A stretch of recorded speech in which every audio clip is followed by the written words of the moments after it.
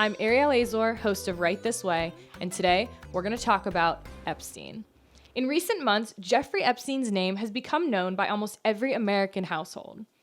Epstein was part of a large social circle involving many wealthy celebrities.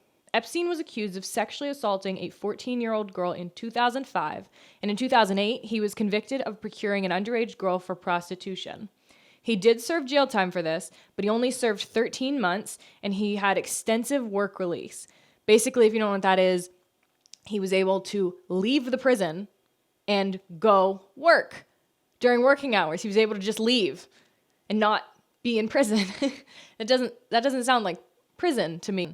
And obviously, this 13 months with extensive work release didn't really do much to stop him from doing it again. Because why?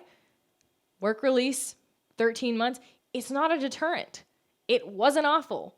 It wasn't something that made him say, wow, I never want to go back there again. He got caught, he got punished, and it wasn't enough to make him say, I'm never doing this again. It wasn't really a punishment. He was convicted of procuring one underage girl, but there was 36 accounts they were looking into. He pled guilty for this. This is the only reason he did any jail time at all. He pled guilty for a very, very soft sentence. Now, this in recent months is not exactly what's happened, because this time he didn't get a light sentence. He didn't plead guilty because he didn't have a chance. Epstein's apparent suicide has suspicion written all over it. Now, I'm not a conspiracy theorist. I'm not here to tell you who I think did it or that I think he was for sure murdered, because at the end of the day, we don't have proof of that. If I were to say that, it's technically not a fact. Now, do I believe that? Yes, absolutely. Let's get into some of the real facts I can tell you that are absolutely true, that is nothing about this is conspiracy, and you can decide what you want to believe about it. When I Googled Jeffrey Epstein so I could find some facts, it was really difficult to find anything I was looking for. That's not because the information doesn't exist. It's because Google is censoring it. So if you don't believe me, I'm going to show you some proof here. I searched Jeffrey Epstein and I started typing suicide, S-U-I. And when I searched that, there's absolutely no suggested search results in the search bar, which is interesting because suicide, it's pretty much the only word that starts that way, right? If you're going to search something, it should come up. Jeffrey Epstein, suicide, because even the media and stuff, everybody's saying it's a suicide. Well, not everybody, but the media and the actual people that were, that did the autopsy and stuff right now are saying suicide. So why does nothing come up when I search Jeffrey Epstein suicide?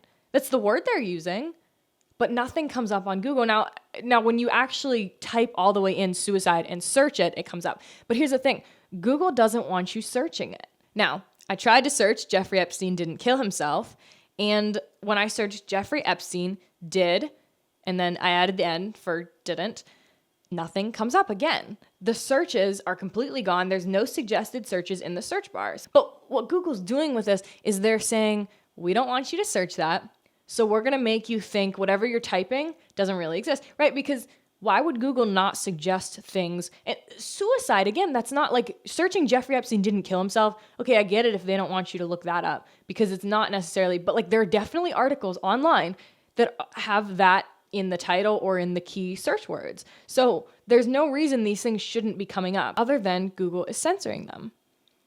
This is Google, right? There's nothing on Google that you can't find unless they don't want you to find it. And that's the thing, is they do have that control. They do have that power. They can decide what you see and what you don't see. When I actually searched Jeffrey Epstein didn't kill himself, this is what came up. Interesting, right? They don't want you to see anything other than the narrative they're presenting to you. People all over America are going crazy over this one sentence. Epstein didn't kill himself. There's memes about it. People are inserting it into interviews. There was something that somebody was on TV, was interviewing somebody. It was like a local news station or something. It was like a young guy, and he answered the question, and he said, oh, and Epstein didn't kill himself. and it was like aired and everything. So people are just going crazy over this. They're using it anywhere they can. Again, I said the memes. There's a ton of memes. They're funny. You have to check them out. When we look further into the actual suicide itself, we find some very intriguing things. And again, I promise, these are facts. This isn't conspiracy so far. Everything I have told you is a fact. Searching for this information, shady, hard to find. It's kind of scary, honestly, that Google has that sort of control, because you just think, well, it's Google. What would I not find on Google? Things that they don't want you to. When Epstein was first arrested, he was found unconscious in his cell with neck injuries. This was before his death. He had a cellmate at the time who was suspected of committing multiple murders. So Epstein's cellmate is a murderer.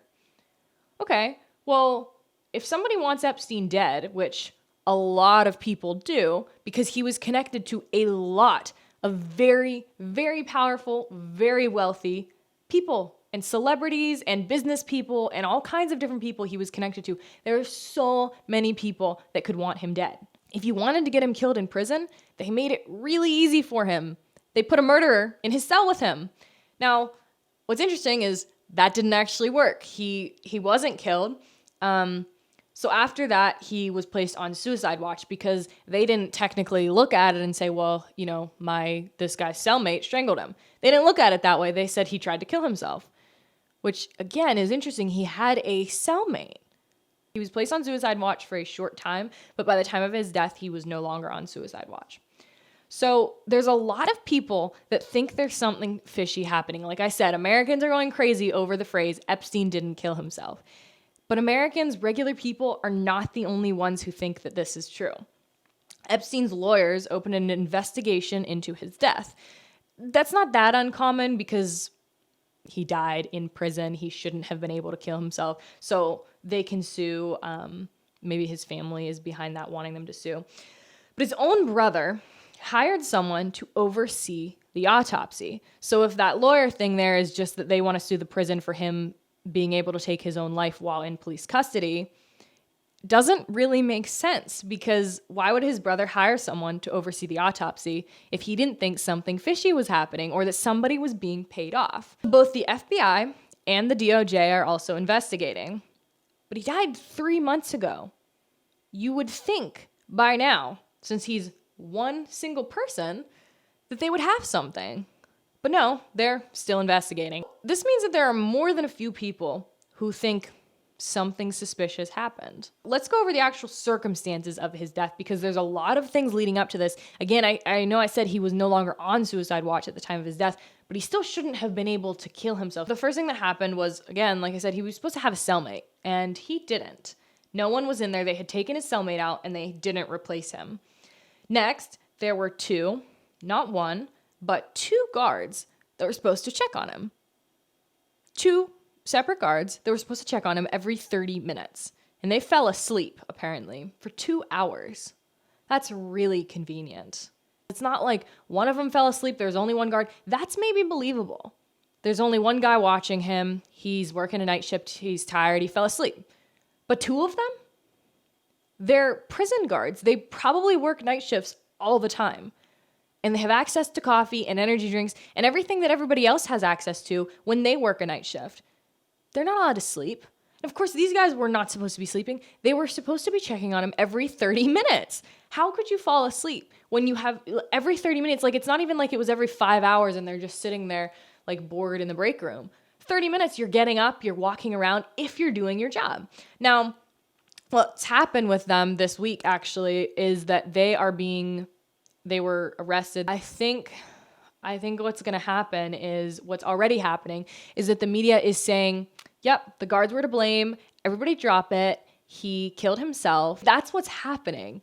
And I think that's crazy because we already knew the guards didn't do their job. The guards being arrested doesn't make it any more real that they didn't do their job. They should be held accountable for that. And I think that there was something even shadier going on, and they should definitely be held accountable for that. But at the end of the day, it's just a distraction.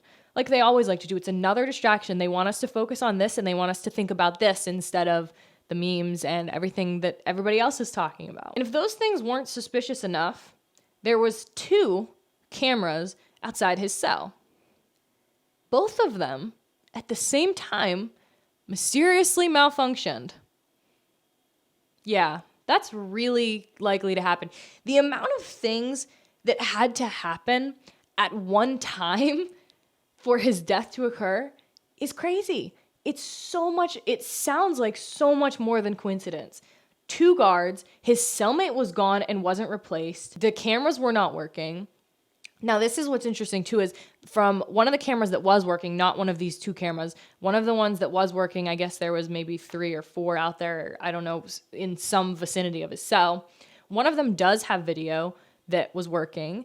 And what they're telling us is that it shows his 2 guards going in and then again, not checking on him for 2 hours. But they haven't released the video and they refuse to release the video. Why not release it if it's just a video of 2 prison guards going into a cell? You can't see inside the cell. You just see the 2 prison guards walking by, and you can see that no one else walks by, supposedly. But is that the case? If that was the case, release the video, and we'll see for ourselves. But I think we've learned not to trust the media and not to trust people in power who are super shady and corrupt. I think that we have. I think the Epstein memes and the fact that people are not letting this go is a testament to that, really. Another important thing to note is the report filed by Dr. Michael Baden, who was hired by Epstein's brother to oversee the autopsy. According to Baden, Epstein had 2 fractures on the left and right sides of his larynx, specifically the thyroid cartilage, or Adam's apple, as well as 1 fracture on the left hyoid bone above the Adam's apple. In particular, his hyoid bone, which is rarely broken in suicidal hangings, was broken in a way indicative of strangulation from behind. This is a report from the guy who hired to look in on the autopsy and watch it and observe it. According to the autopsy files, Epstein also had 2 contusions on both of his wrists, an abrasion on his left forearm, and deep muscle hemorrhaging on his left deltoid or shoulder. His brother, Mark, later suggested that he was handcuffed and struggled. Looking at those injuries, I don't think that's really a very far reach. This guy was in the room when the autopsy happened. He knows what he's doing. Or Epstein's brother wouldn't hire him, right? He has money. He could hire somebody good who knows what they're doing. A lot of medical examiners, or some, have come out and said that they disagree with his findings, that they think even though the hyoid bone is rarely broken in a suicidal hanging, it does happen.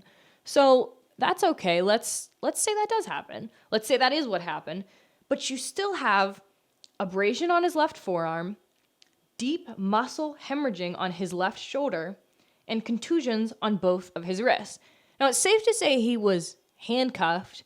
Obviously, when he was arrested or, at times walking throughout the jail, he may have been handcuffed. But contusions on his wrists from just regular handcuff? I mean, this guy was super rich celebrity. I think they were pretty gentle with him, right? And it's not like he was getting in fights. It's not like he was trying to break free from prison and steal his prison guard's gun. None of that happened. So he should not have cuts on his wrist from just regular handcuffing. He definitely should not. But that's super suspicious. So, was Epstein's death a suicide, or was it a plot to silence him and prevent him from ever testifying? You decide. Thank you for watching this video. If you enjoyed it, you can give me a thumbs up on YouTube. You can leave a review on Apple Podcasts, or you can also check it out on Spotify. And you can also check out my Instagram at right.this.way.